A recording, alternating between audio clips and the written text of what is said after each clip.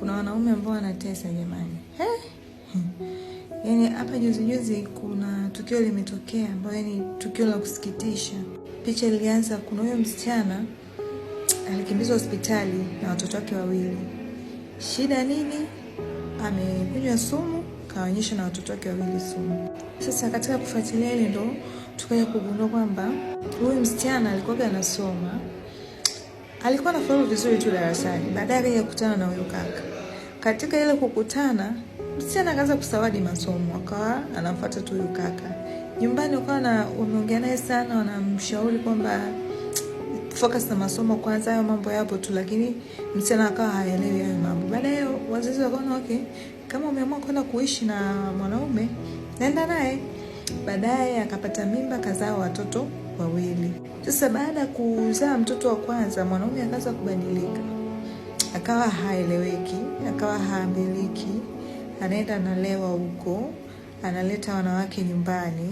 Just imagine, kila siku unaletea mwanamke mpya kwamba wewe mke mwenzio. Sasa hapo juu yake kila siku yani kuna sababu ya kukupiga. Mara leo amekupigia hiki, mara kesho akupigia hiki, mara kesho kutwa kawachukua wewe na watoto wako kawafukuza, mnaenda kulala nje. Yani mateso yalikuwa too much.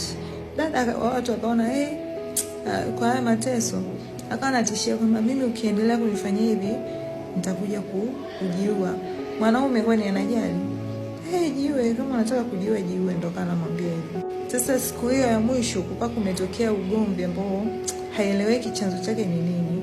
Mwanamke akakasirika, baadaye akaamua lile wazo ambalo alikuwa anawaza kila siku kwamba nitakuja kujiua, akaamua alifanyie kazi.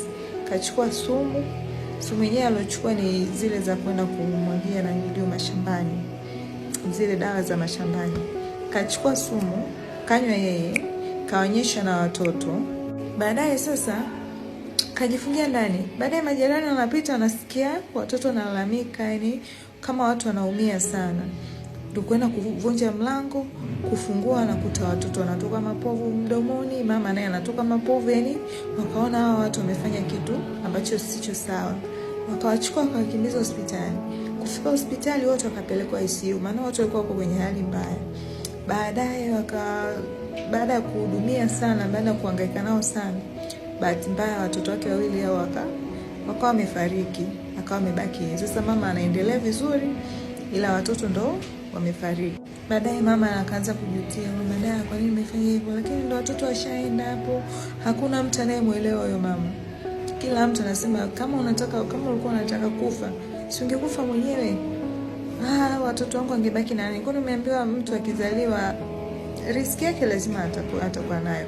Hata kama akiteseka, kila mtu anateseka duniani kwamba ukiwaua watoto ndo unakuwa umesaidia nini?